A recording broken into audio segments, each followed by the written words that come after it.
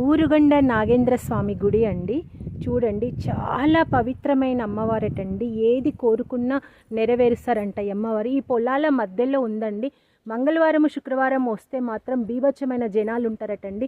ప్రదక్షిణలు చేస్తుంటే కూడా అసలు మనకి ఒకరి కాళ్ళు ఒకరికి తగులుతుంటాయటండి. పెద్ద మర్రి ఊడల చెట్టు చూసారా?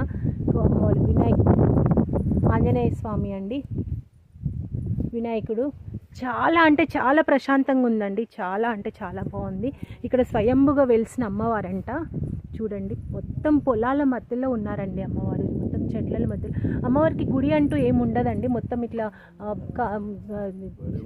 మొత్తం మర్రి చెట్టుల కిందనేటండి. జంట నాగులు, వేప చెట్టు అమ్మవారు ఇట్లనేనండి.